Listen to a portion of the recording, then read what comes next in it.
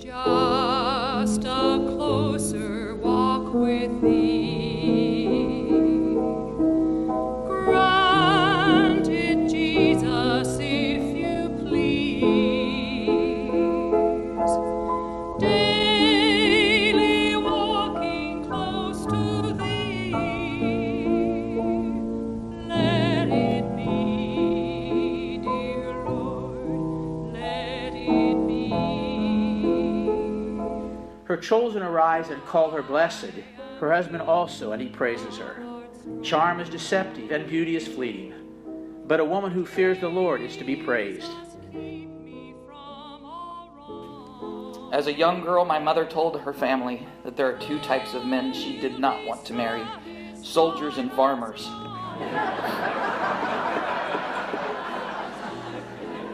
When they met, my dad was both. My dad said it was the letters he received while he was in Korea that sold the deal for him.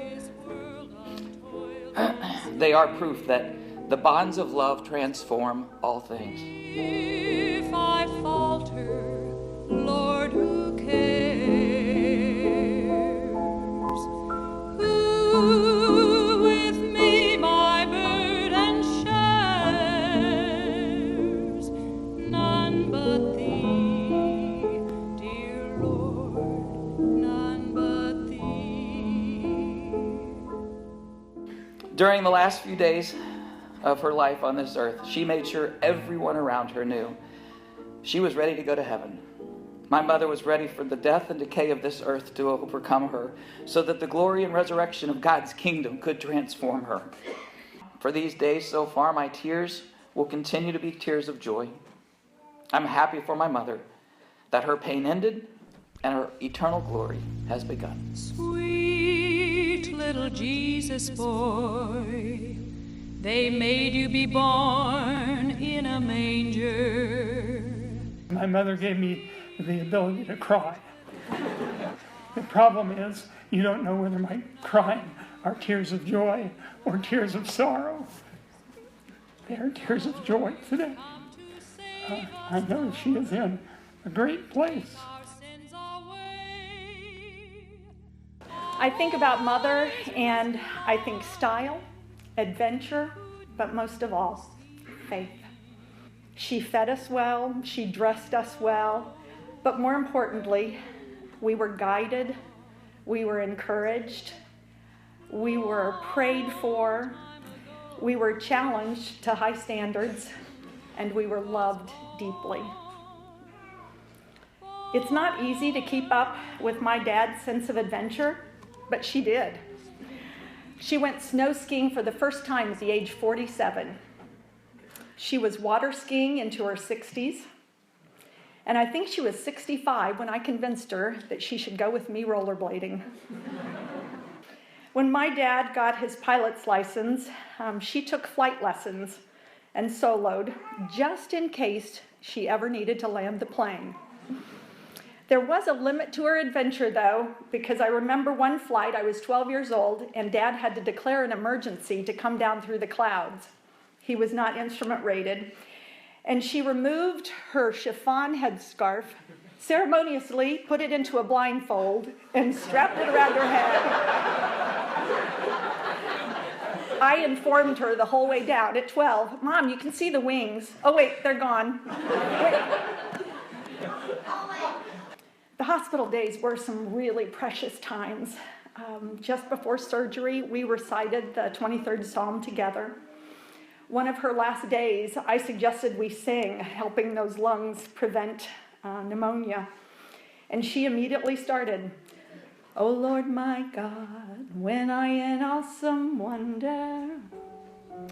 Dad was there, and we also sang Joy to the World, In the Garden, "O come all ye faithful." Her faith was very much a part of who she was, in the music she sang, in the volunteer work that she did. Her little area where she usually sat was surrounded by her Bible and her various devotion books.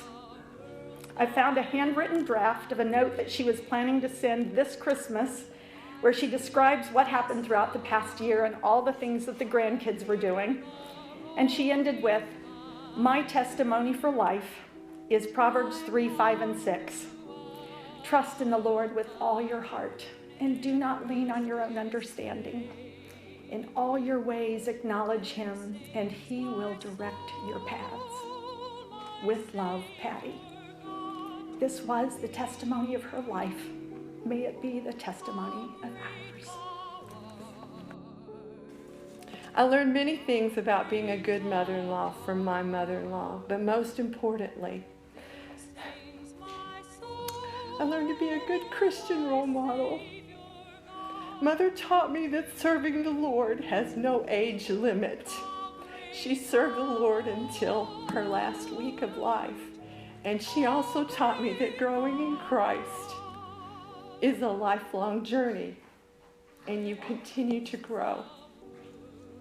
Mother's influence on my life will never be forgotten, and I can only pray that I will take these lessons and be as great a mother-in-law as she was to me.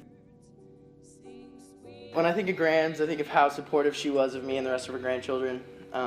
She was at every game, every basketball game, every baseball game.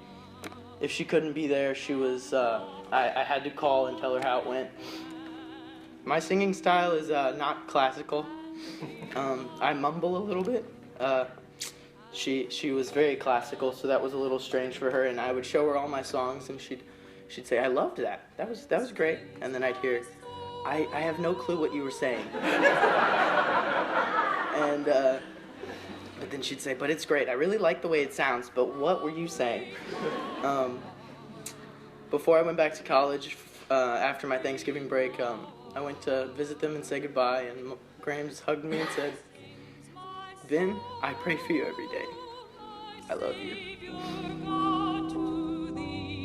She was always kind, caring, always showering us with love, and you better believe she made the best snacks. She would often ask me to play the piano for her, and once I got positioned and warmed up, she would turn a chair around towards the piano and just sit and listen. She always loved music. These little details and stories will never leave my heart, and will always be a reminder that I had one of the very best Grams. I'll miss her outstanding cooking. I'll miss her infectious smile. I will miss her hilarious jokes, mainly towards Papa. I'll miss my favorite hugs, and I'll miss my biggest fan. I'll miss our emails sent back and forth daily, and I'll miss picking silly fights with Papa just because I knew Grams would take my side. I will miss getting her loving but oh so brutal honest opinion. And I'll miss that little hand that would always reach out to hold mine wherever we went. I will miss ringing the doorbell like only I do, and hearing "Daddy, come upstairs, Andrea's home," just before she would answer the door. But most of all, I will miss the most precious example of unconditional love put together in the most perfect handcrafted outfit that one has ever seen. My Grams. Then sings my soul.